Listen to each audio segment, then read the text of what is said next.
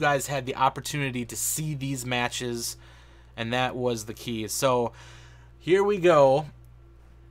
Drop 1, White Death Mercenary Company versus Phoenix Legion on HPG Manifold. We've got ready for mayhem.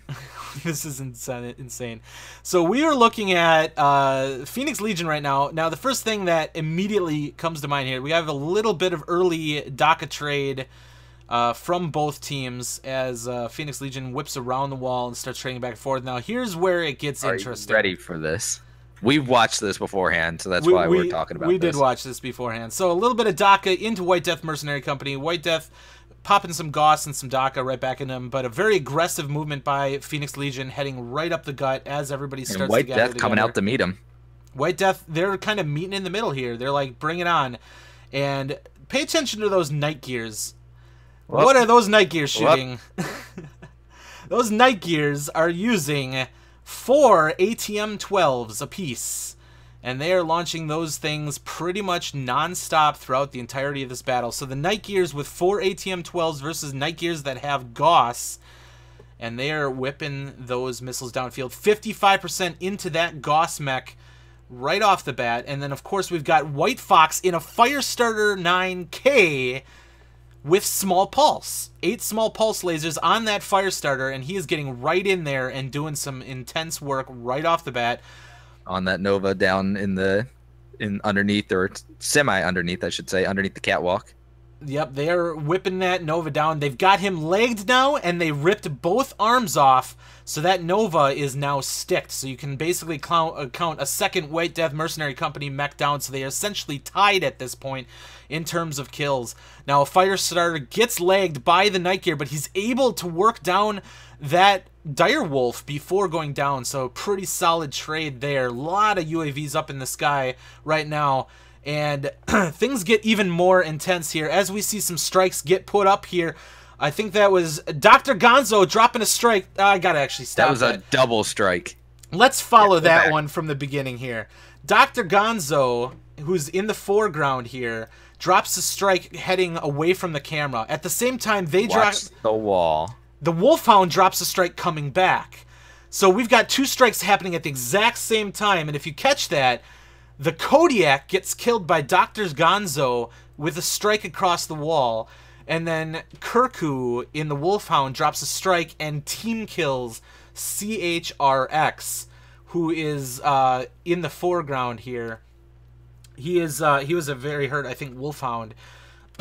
Yeah, he's the Wolfhound. And then Scav in the Huntsman kills the Nova, which is Kavi, which is in the foreground too. So the Huntsman right here up against the Nova. So we've got a strike kill, a team kill, and the Huntsman killing the Nova. That's 3 kills against White Death Mercenary Company, all simultaneous, swinging it from a 6-4 to a 3-4 instantly. And of course, one of the 3 is the Nova, who has no weapons. Essentially, then Brawler Huntsman versus Night Gear with Gauss. On paper, you would pretty much say at this range, the Huntsman's going to be able to pull it off.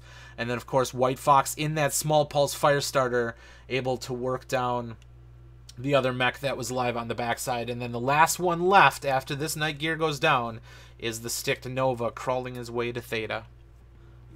I just want to point out, not only did we see, for at least the first time as far as I'm aware, ATMs in one of these semifinal matches, but then we saw a double strike with, 4 kills in the space of 2 seconds?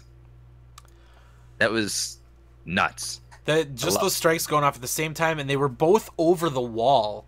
Like, the Wolfhound who launched the strike launched it over the wall, and then the Night Gear launched it over the wall at the Kodiak. Neither of them saw their target, they just eyeballed it. And 2 kills from that. Unfortunately, both kills against White Death Mercenary Company with that team kill. But Very, very crazy match here. Let's take one more look here at the kill screen before we break off of this drop 1. So Phoenix Legion taking drop 1 against White Death Mercenary Company. 682 out of the Small Pulse Firestarter. 2 kills, 5 assists from White Fox.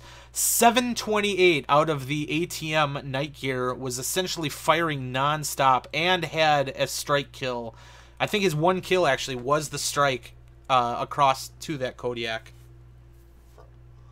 Very exciting drop. So Phoenix Legion taking drop 1, and then let's head into drop 2 real quick. Kind of against the clock here. It's just a reminder, we are going to be showing live matches tonight. We're just trying to get you the recap of today's earlier action before that happens.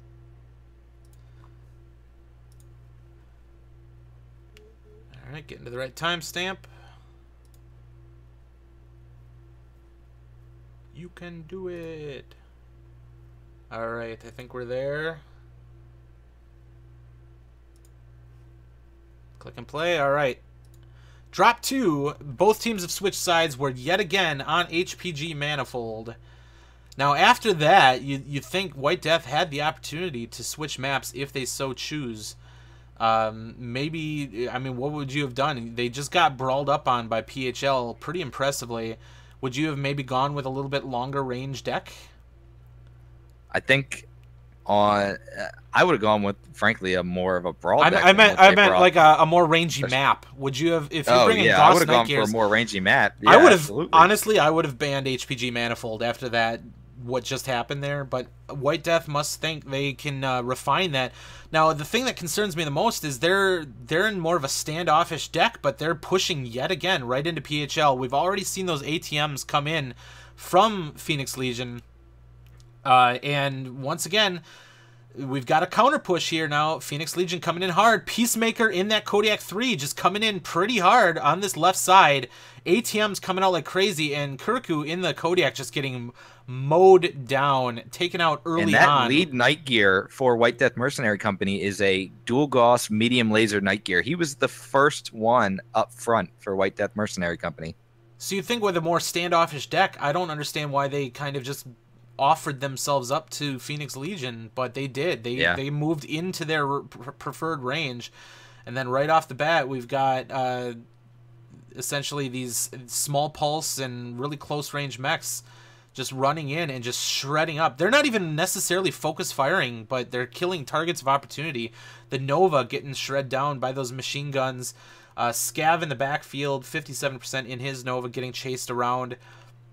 Now, Phoenix Legion is taking a beating, however. 4 of their mechs are actually at critical health. But they've got a fresh Firestarter, Night Gear, and the other Firestarter as well. And of course, those ATMs still streaking in and doing some work. I almost wonder if this is like a trained reaction, right, in competitive play. You see the missiles streaking out, and you think we have to push. But ATMs don't quite work like LRMs. As long as you stay out of that minimum range, you are devastating at close range. Both legs popped for that Wolfhound. He goes down. And 8-4 victory for Phoenix Legion. That's a 2-0 on the series, and are able to pick up a quick victory. Phoenix Legion will be moving on to fight Imperial. Of course, that's the World Championship 2016 champions from last year. So they'll be going up against Imperial in the winner's bracket with a very impressive, very quick win against White Death Mercenary. Very hard push. 725 with that ATM Night Gear. Kodiak, the Torn, 706. Let's see what else we had. The other Night Gear, 635 with those ATMs. 4 kills from that Firestarter K with the small pulse. And that was just a very impressive matchup. So that's it for the recordings. Those are the 2 matches that were recorded.